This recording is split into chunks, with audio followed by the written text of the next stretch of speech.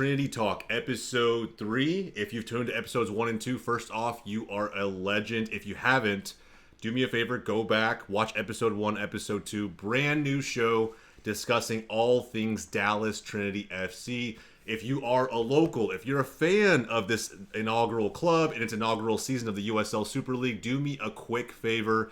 Like the video down below, subscribe to the channel. It really does help us grow. And look, we're trying to connect with as many Dallas natives, as many Trinity fans along the way as we possibly can. So again, thank you in advance. Every bit of support goes a long way.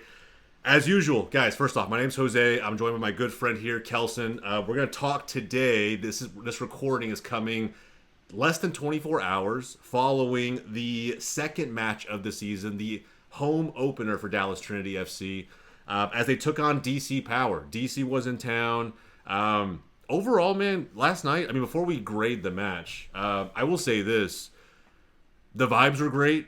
Great turnout. I think the actual count was just over 5K in attendance, so that's awesome. Yeah. For those keeping track at home, good crowd.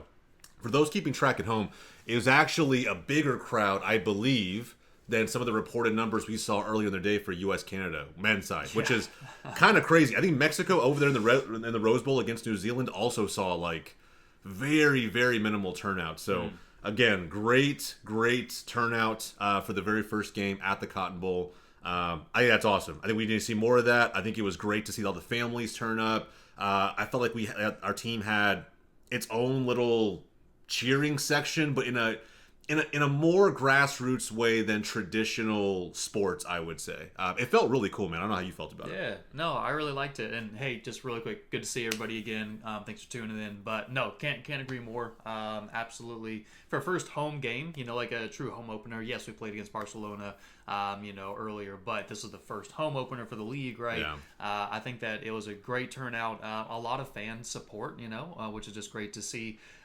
Yes, it's in the Cotton Bowl, so it's hard to show like that the stadium's going to just be filled. That's just the Cotton Bowl, right? Yeah, it's huge, bro. It's huge. Exactly. Yeah. So hopefully we build up to that. But for right now, 5,000+, is still a really good show out, especially for the first, women's team, in the Dallas area. But overall, kind of a take from the game. Do we want to move into that right now? Or yeah, let's do it. Let's do it. Okay. And guys, by the way, for comparison, I think Carolina Ascent in a soccer-specific stadium saw like just over 10K. So that's probably the record. And I think getting just over half of that in the very first game for Dallas is pretty awesome to see. So again, in a town that has many highly visible sports teams, pretty damn cool to see Trinity get those numbers right off the bat. So anyway, we'll see how it goes. But guys, look, let's jump into the reaction, because I think that's the first thing we can really talk about. It's fresh on our mind. I'll be honest, I left the stadium a little bit frustrated yesterday, just because I think you and I really see the potential in this team and what they can be. I think we saw it in the opening match of the season against the Tampa Bay Sun. We talked a lot in the last episode about how we feel like we're going to be able to control games. We're going to be able to kind of have the game ebb and flow the way we want to, whether it's in possession or out. I think we do a really good job on both sides of the ball. I just feel like our lack of cutting edge up front was even more on display yesterday against DC than it was even against Tampa Bay, right? And maybe that's because the goal came a little bit earlier in week 1. I don't really know. Like, if you guys watched the game, like man, there was even a crazy moment 20 minutes in where it hit the post. Like Enzi couldn't get on the end of it. It was a crazy mayhem moment that I figured would just end up in a goal. And we probably had 3 or 4 big chances like that throughout the match that the goal just wouldn't fall for us. And again, I don't know if I can sit here and say it's just because we're early and we just need this team to gel up front. I don't know if we really have our absolute, best 11 out there just yet. Who knows? We're still very early. Mm-hmm. But before we start giving match ratings out, let's talk about the lineup really quick, because that's going to be important, okay? So, very similar lineup to what we saw against Tampa Bay. All right, I think there were some interesting changes. I think in the back line. So first off, Sam Estrada, same keeper. She started. She had a good game for the most part. And then the back line was mostly unchanged outside of Hardman. And I think I can't remember if we pinpointed who the center back was originally that started. Kelson can look that up really quick. But, having Davison seems very calm, cool, and collected back there, which is awesome. But Hardman kind of coming in, slotting right in. I think she had a few very good moments where she could have been rattled by the pressure because DC was frankly pressing the entire game, being very physical. It was a very physical match last night. But I think her coming in, stepping in that center back role next to Davison, she looked good. I think that it's someone to keep an eye on moving forward as the line continues to shift a little bit. The midfield three was the same. So Amber Brooks there as the 6, the defensive mid, and then in front of her was Danielson and Sam Meza. So that 3 in the middle will probably be our consistent midfield 3 moving forward. And then the front 3 was also the same. Ubogagu on the left, Enzi Broussard on the right, Allie Thornton up front. And I think overall, it feels like this is probably our best 11. And I'm not mad at it. I think we had a very strong lineup out there. And overall, I feel like, I don't know what the reason was for starting Hardman this game. But I thought she had a pretty damn decent outing as far as her first start goes for this team. Yeah, I'm not finding who that was. I'll find it here in just a moment. But I definitely want to agree with you that Hardiman, sorry if I'm mispronouncing her last name there, but I thought that she stepped up incredibly well. I thought that her contribution, she defended incredibly well. There was a good center back pairing. Honestly, defensively sound, I'd say, throughout the game. There was a mistake that led to that early goal for DC. Was that her or was that Davison? I think it was Davison, but again, just as a whole. I'll have to go back and watch it. It also could have been Guillen, right? Like it was that left side. Yeah, the left side. Yeah. The left side, I think, was Guillen actually. So. It could have been the center back pairing for her, but regardless, right? There was just a mistake that happened, and that contributed to DC getting, they just pounced on it, right? As every good team should do. You capitalize on those mistakes that your opponent makes, and they capitalize on a mistake that our defense made. So just got to be a little bit more sure on those passes back, and got to know where our keeper is to make sure that we're actually getting it to them, because those are always going to be dangerous plays. But outside of that, right, I really do think that we recovered well. I like that I like that back four. Again, she was getting really involved in the second half with some attacks forward. I like seeing my fullbacks, kind of move up, be more attacking mindset. That allows Amber to, kind of draw, play back a little bit. She's already holding a very defensive line, very centrally. Now we'll get into some conversations about that. Yeah. I think that it should be adjusted, but ultimately, happy with the way our defense, played and recuperated, throughout the game. Like, not too many critiques there when it gets right down to it. Yeah. No, I think we played well. So before we give the match rating, let's go through what we liked, and what we thought could be improved. So I think that's gonna be what I'm gonna be looking for moving forward, right? I think some of this is probably nitpicky. I'll be honest. I think it's still very early. I think we can't be too harsh on this team just yet because they're still trying to gel. They're still trying to build the chemistry. But let's start with the bad, and then we'll work towards the good. I think the one blatant area we can start on the bad side, on what needs improvement, it's got to be finishing. And this is just one of the two key areas that I saw that could be improved. Up front, I don't think it's a lack of cutting edge. I just think it's a combination of Ubogagu wants to take the ball and run down the sideline. Enzi wants to truck everybody along the way while she picks up the ball and carries it with it. And then Thornton is kind of just...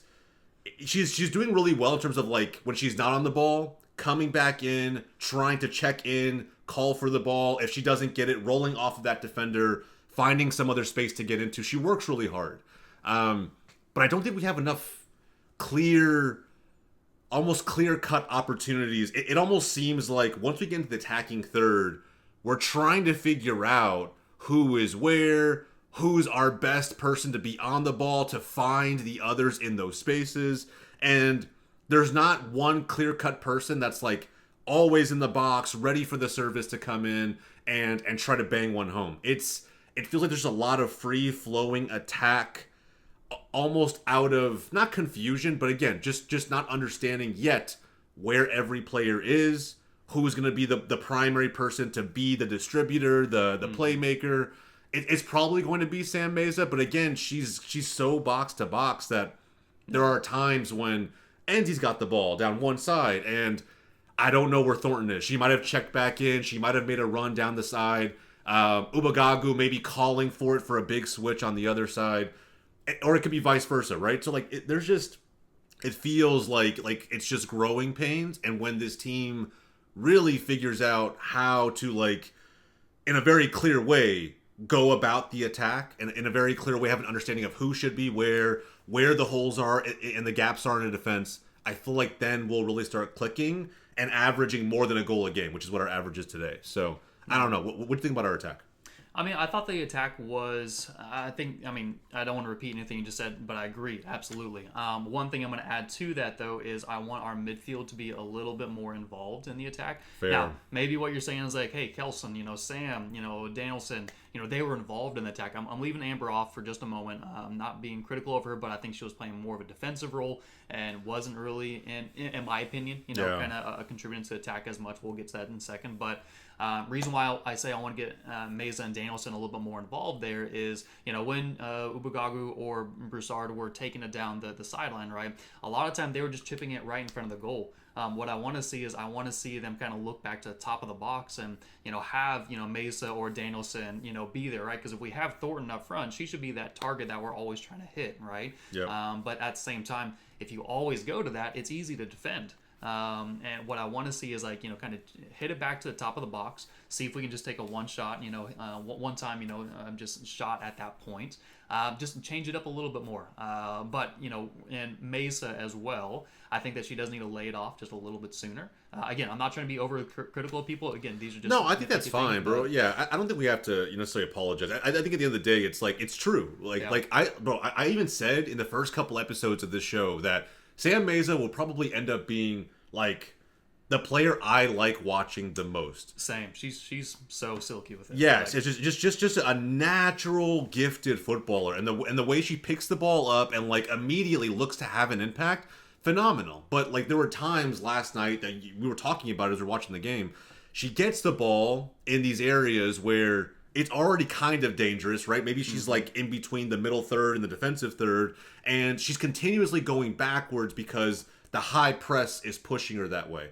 And instead of releasing the ball when she's attracted one defender and then a second defender to her, like mentally, I feel like when you're able to bring that much attention to yourself, it should automatically click, right? Like you have somebody open. Somebody's man's been left open, and you can now find that free person and maybe counter, maybe quickly transition into the attacking third and create mayhem, chaos. That's the whole idea. Yeah. I just feel like sometimes, like you said, she carries the ball not with no intention, right, but it just feels like she's waiting to brush off a defender and then, I guess move into a free space herself where she can then have the field in front of her and make a play. Yeah. But that's just not always there. I don't think that's ever really going to happen all that often. Like, I think that she will get those chances, but I think what she needs to realize is that she's going to be that target person that the opposing team, that Lexington, right, who we're going to be playing next, is going to say, hey, watch out for Sam.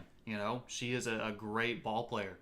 So you need to make sure you close her down and, get defensive players around her whenever they are, defending against her attack. And so if that's the case, then, a lot of those open field moments just aren't going to, just come about as naturally or as often as she would want them to as she's trying to work her, way around. So, a way to get around that, just like Jose said, right, kind of lay it off to someone else. Someone's now open because she's attracting that attention from the other team. And that means that there are other runs that are open there. So I just want her to release it, maybe after beating one player or two players, right? But two max, for right now, trying to, find that open run or that open pass, right, for someone else. And then that just creates more options, more opportunities for the ball to continue to move forward. Because one of the other things I want to say too is that once we had it in a kind of an attacking third or just an attacking position, depending on where it was at, we also moved it back too often. Like we either had our back to the opposing goal, so we now I'm not saying maybe whenever we were in their 6-yard box or anything like that, but a little down the field, kind of towards the middle. If we wanted to move it from a defensive line to a midfield line, it was hard for us to do that because a lot of times our back was to the opposing players. And so if your back is to the opposing player, then that's hard for you to one, you're already putting yourself at a disadvantage, because you have to then beat that person that's going to be pressuring you. And if you're not able to do that, then you're passing it right back to the defense. And honestly, I just saw that too often. And it didn't allow us to really move the ball that much forward to connect that defensive line to our midfield line to then move it, the way we needed to towards the opposing goal. So, or the opposing box, right? I don't know. I mean, that's again just some critiques that I saw, but because if we can get that alignment between defense into getting it to Amber, and then Amber getting it to Danielson or Mesa, who Amber's going to be playing a very central defensive role as a defensive midfielder. She almost feels like a third center back. She really does. Like that's sitting right in front, and again, it's not like a knock. I think this is how they're supposed to play, right? And having a very static defensive mid who doesn't really make a ton of runs forward, or even when the game transitions in the opposite end of the field. I feel like Brooks, at times you may see her push up and try to take some of that space, but for the most part, she's probably just going to feel very comfortable sitting, almost guarding the back line directly right in front, which is awesome. But like you said, not to talk in circles here, but like you said, I feel like it's just disjointed. It's like this is a really good midfield three that just needs to figure out what their positioning is when any one of them have the ball. Mm-hmm. When Amber has the ball, cool. We know that she's not going to be a strong ball carrier. She's not going to be someone who takes 10, 15 yards of space. So Danielson needs to be an option. Meza needs to be an option. The wings need to be very wide, right? There needs to be almost every time she got the ball, it either went backwards to the center back or out wide to the outside back. Mm-hmm. And a lot of that wasn't her fault. It was simply because of how she plays. The options just weren't there for her to release the pressure with some kind of outlet. Right. I think when that starts to gel and actually happen, and players start to position themselves well right before Amber gets the ball, so that way they're already there when she receives, this midfield's going to absolutely flow. We're not sitting here dunking on it. It's a great midfield. It's just these are things that we noticed against a team that is very physical, that is very pragmatic, very direct in how they play, and wants to make it a dogfight. That's what DC did last night. They wanted to make this game a dogfight, and they did.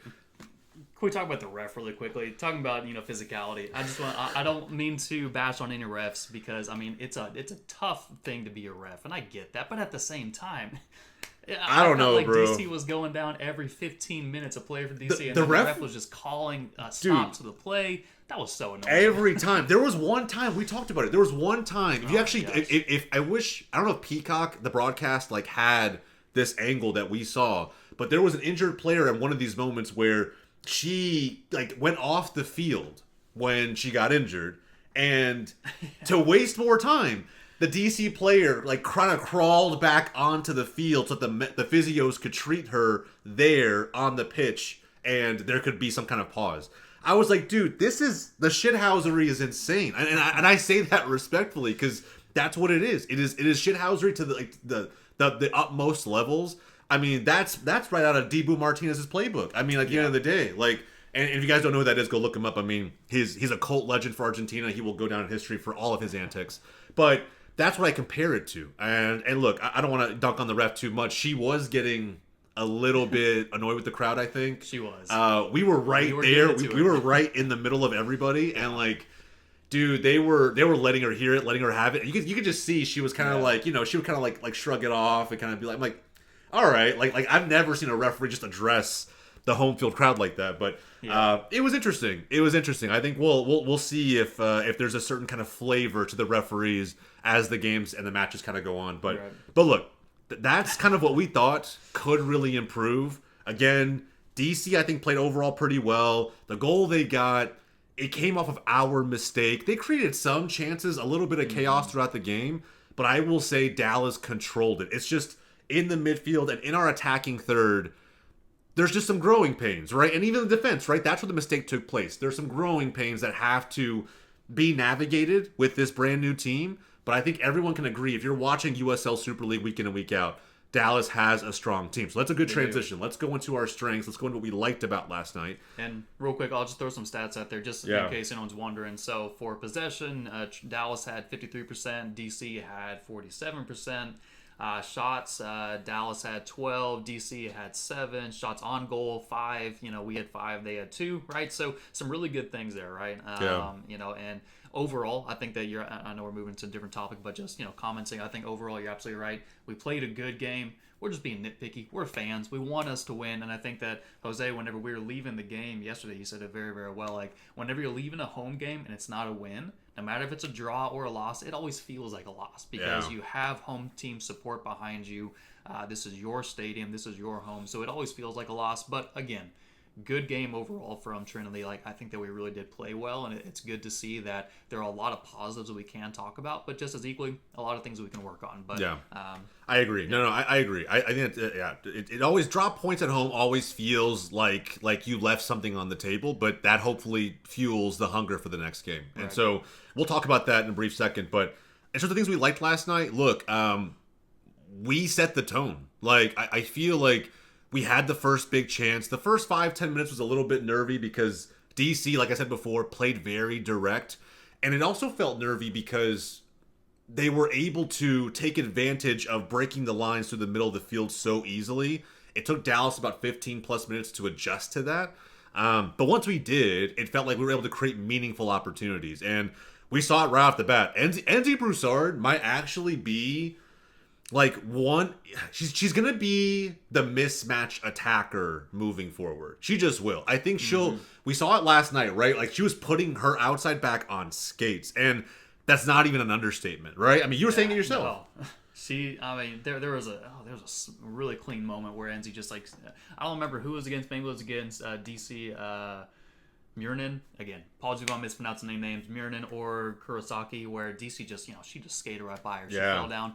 Beautiful moment to see. Enzi just literally had her on like, she just had her number. Yeah, it's her pace, it's her quickness, but more importantly, I think it's her sheer, like, almost brute mentality. I feel like Enzi just runs through everything. Like, she's never really going to stop. She's never going to give up on a play or an opportunity. Like, if the ball's within reach, she's going to sprint through it. Absolutely. I'll say right now, Enzi is probably our best presser of the ball defensively, and attacking wise, she creates the most chaos. Now, sometimes she doesn't always make the best decision in terms of, like, when to take someone on versus, like, an option that is close to you that maybe has a higher probability of creating a chance on goal.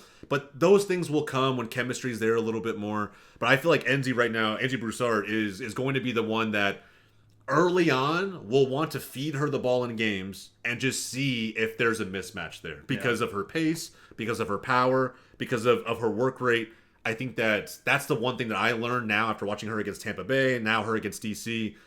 I feel like this is someone that we have to constantly feed early, first 5, 10, 15 minutes of a game, just to see if that outside back's going to be prepared to deal with her for the full 90. Absolutely. And Enzi really had a good one-on-one with the keeper, and I wish that she would have just taken, like, one extra, not extra touch, but like a sooner touch to either one get less out wide touch or just take a shot. Right? Yeah, one less touch, bro. One less touch, and you just be decisive in front of net, and that's probably 1-0 in the first 15 minutes. Like, again, it's just, cutting edge or decision making, whatever it might be up front. We're lacking that half step, like just a faster decision being made, a faster ball being hit, whatever it may be. It's not there yet, but I'm very, very confident that it will be. Yeah. But yeah, I think she had that breakaway and it was amazing. And she could have scored. Ubagagu put in great service as well. I think front three and Thornton, she worked hard. She did. She worked hard. I liked what I saw from the front three. Again, just the final product was kind of just missing. Right. And I would say defensively, I'm going to say this right now. I think despite the mistake, Dallas Trinity probably have one of the top tier defenses in this league. I'll be honest, in the first half, Julia Dorsey looked good. Like, she looked really good. I thought she had some moments where it was like she made a very, very small mistake or she got beat by her winger. But her ability to backtrack, the work rate she's putting in, I mean, I'll take her and Guillem at outside backs all day long. I feel like they're going to be very, very difficult to deal with. And you combine that, right, with what we saw from Davison, who's going to be a constant there at center back. The other center back, by the way, was Weinbrenner. She started the first 2 games of this season. Yeah. And then we saw Hardman. I think whether it's Weinbrenner or Hardman, I feel confident that we have a very, very complete backline. I'll put it that way. Yeah, no, I agree. I absolutely agree. And I mean, just some more, what else, can I really talk about? I mean, I feel like we talked, a lot about the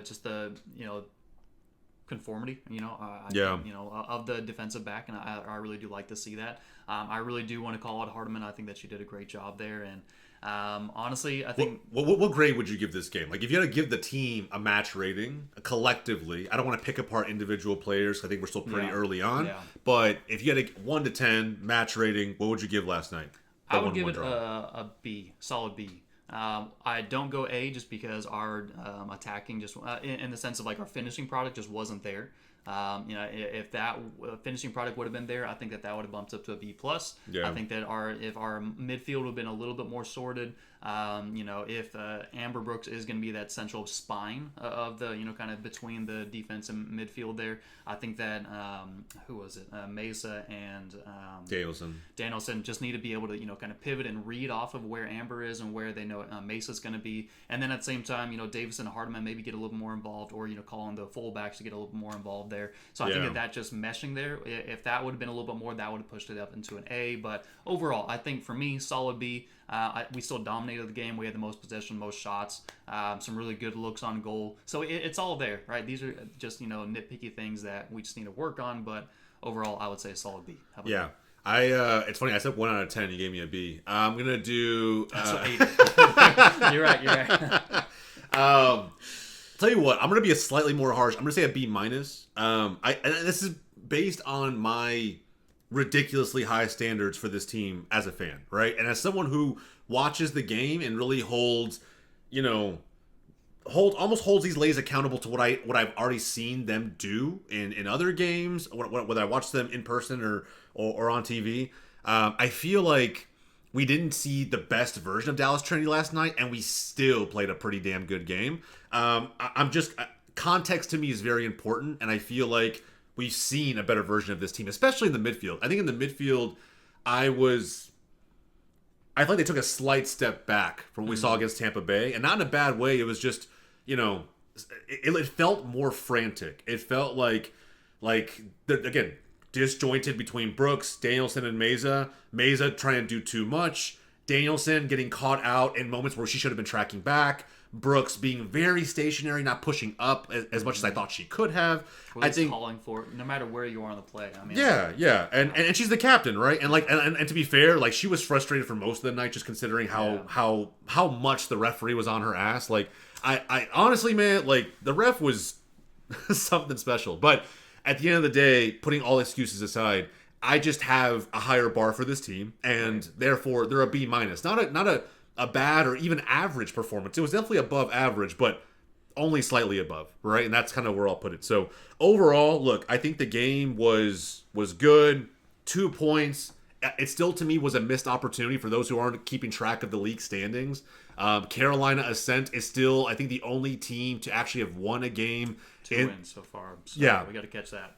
And they have 7 points at the moment. We kind of missed an opportunity to clearly establish ourselves as the second place team. We're in second now by default. We're tied with 2 other teams at 2 points with Tampa Bay and DC Power, both of whom we've actually played already.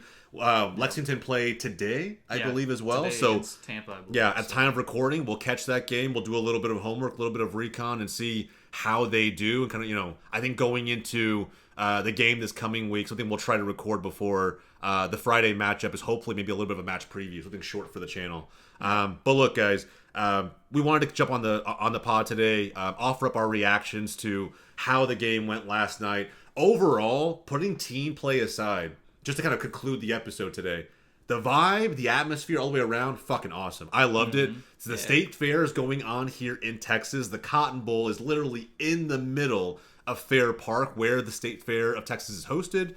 And due to all of that, right, you have all kinds of just like attractions, if you will, food-wise, activity-wise. And so when you walked in, it felt awesome. Like, there was Fletcher's Corn Dogs, there was other food stands, there was music, families were all around, the merch was there available for everybody. Copped a new hoodie, copped a new t-shirt. It was It felt good. It just felt really good to have a Dallas proper team in Dallas proper, right? In downtown Dallas, in the heart of everything. Nothing against Frisco and FC Dallas, but again, it felt really good. Yeah, it's Frisco's part of Dallas, but it's not Dallas, and that's from the DFW area knows that. Right? Yeah. Frisco's nice. I like it. Yeah, it's just not nice. it's not like Dallas proper, and so like I said, everything about last night, the vibes were immaculate. I walked home a little back to my car a little bit disappointed because of the result, but so I want this team to win, and I feel like we're going to be winners by the end of the season. We just got to get there. We just got to get there. So gotta get the results. So we will. They'll come. But look, guys, that is it. That's our wrap for episode 3. Again, Trinity Talk. If you haven't done so already, do me a favor. First off, you made it to this far of the episode. We really appreciate you. Like the video down below. Subscribe to the channel. A weekly episode minimum coming from us week in and week out as the inaugural season of the USL Super League continues. Next up, we have Lexington. That comes on Friday. If we can, we're going to try and record, maybe in a remote way, a match preview for that one. I want to watch Lexington play, see how they do today, and then we'll try to do some homework and have something on the channel before then, before Friday. Otherwise, we'll record again next weekend following that third matchup. It is at home for Trinity against Lexington. We'll see how it all goes. But if anyone, sorry to interrupt, but if anyone, is watching the video and you agree or disagree with anything we're saying, love to hear your thoughts, right? We want this to be, more interactive as well, but, thanks everyone for tuning in, and just, we're excited to be doing this with y'all, and excited just to have a game, to go to in person. There's something about live events. You love it, and it's just fun to see, especially, supporting our women's team, and just can't wait to I'm having a blast, bro. It's a good time. So again, and by the way, as this grows, hopefully it continues to grow. And if you see us at the games, man, come say hey. We're always trying to meet new fans. It's the best part of why we're doing what we're doing. So again, from both of us here at Trinity Talk, my name's Jose. Kelson. Catch you guys next time. See you later.